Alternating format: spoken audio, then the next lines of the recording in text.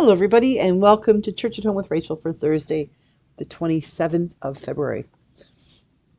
Was looking back at some books that I had been reading and taking notes in when I was back in Wainwright in Alberta. And this one, Victim of Grace, When God's Goodness Prevails by Robin Jones Gunn, was one that I have some different bookmarks that I wanted to go back to. And one of them, and to tell you about, is this one. The author is a writer of Christian novels for young girls, and she had been, when she was pregnant with her second child, she was really struggling in getting the next book written, the edits and things like that. She was very frustrated, and they were finding that their family finances were low, and she was really just pulling her hair out about whether or not to continue and what were they like, what would keep her going. But she said, what kept me going were the girls in my Sunday school class, and a Bible verse I came across that changed the way I viewed this exercise in defeat, meaning the struggling to get her book written. I wrote the verse on a card, which I framed and placed on the kitchen windowsill so I would see it whenever I washed dishes. On the card was a Victorian painting of a mother cuddled up with her young daughter reading a book together. The verse I wrote on the card was Psalm 102, verse 18. Let this be written for a future generation, that a people not yet created may praise the Lord. She says, I didn't know if the child I carried was a boy or a girl, but I did know that he or she would be part of a future generation. What sorts of stories would my children have to read?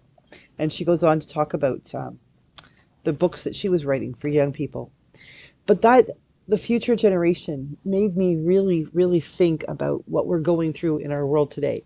Not just in North America, but around the world, and with the climate crisis and all of the things, the wars that are being fought, and the conversations we have about them. We are becoming a people who are quite distraught right now. There's just a high degree of anxiety in everything that we do, it seems. And yet, if you think about it, when a mother is cradling her child, reading a book, how many times have we done that for our children, or our parents did that for us, or our grandparents, or an aunt or uncle or something, hold us aside and set us on their knee? And that was often, not for everybody, I understand that, but for a lot of people, being pulled up on a parent or a grandparent's knee, having them wrap their arms around as they read us a book. Was it really about the book they were reading, the story they were telling, or was it about what they were doing? When we're pulled up on someone's knee, like when I was a little girl, when my grandfather I would sit on his knee and he'd wrap his arms around me. He had really big, strong hands. And I would sit there like that, especially when I had an earache. For some reason, when I had an earache, he'd blow tobacco smoke in my ear. I don't know if it worked or not, but it always made me feel better. But it wasn't about the fact that I had an earache, or the fact that for whatever reason I needed to be crawling up on his knee.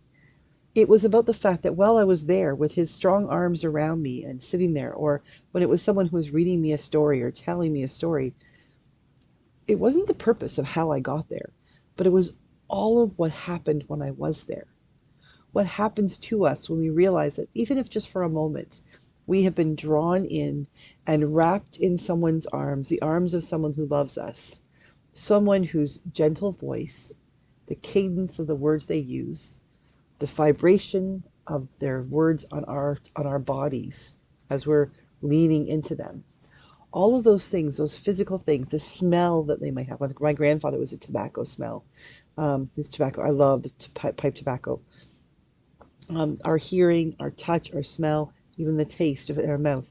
All of these things bring us to this cocooned place, this place where we are comforted and we are reminded that we are loved and that we are being gentled, that there is someone who is caring for us in this moment. And that's so important. Let this be written for a future generation, that people not yet created may praise the Lord. Right now, I think we just need the whole of creation just needs a big hug. We just need to be able to crawl up on God's lap and have God's arms wrapped around us and hear God's voice saying to us in our gentle little ears, all shall be well, my child, all shall be well. This too shall pass. all the chaos, all the lies, all the contradictions, all the spiteful things, the fighting to keep people scrambling, all of that will pass away. But what will not pass away is the love of God. If we could all just have a moment, can you imagine how things would change if creation could just take a minute out of all of a day all at once, if every child of God, meaning every single person, could just feel for a moment that incredible peace of knowing that we are loved. We may not be the generation, we may not even be the parents, the grandparents of the generation that will know peace. The things that are happening today, they will indeed pass away, and the time will come when we will know peace, when we will know the love of God. All of us.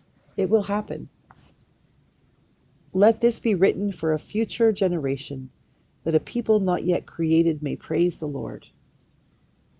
When we get so worked up and so worried about what's happening, maybe we all need to take a deep breath and close our eyes and just imagine like being like that child on that Victorian card, wrapped up with someone who loves us, reading us a book. And remember that there is a generation to come after us who will know that the only thing they need to do is to celebrate God, to worship the Lord, because life will be in a place where they will be able to do that without question.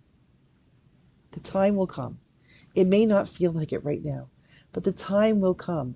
A generation that will be after us will be able to live in the joy of knowing that they're all they need to do. They were created to praise the Lord. Psalm 102:18. Let this be written for a future generation, that a people not yet created may praise the Lord. I would love to think that within our generation, those of those of us our age, that within our generation we might know peace on earth. And I pray for that every day. The truth is, the reality is, we probably won't see it in our generation. But there will be a generation that comes after us that will know peace in this world. They will know the joy of the Lord. And our role, our gift to that future generation, is the work that we will do to help bring that about. So right now, as scared or frustrated or angry or overwhelmed as you might be, take a deep breath. Imagine yourself be wrapped in the arms of someone you love, someone who loves you. Take a deep breath. Imagine how it feels. And then carry that feeling with you as you go back into the world, so that you can share that feeling with someone else. Because that's how we'll get peace. When we can love others and bring peace to them, eventually we'll bring peace to the world. We really will. Have a great day. God bless you. And I'll see you again tomorrow for Church at Home with Rachel.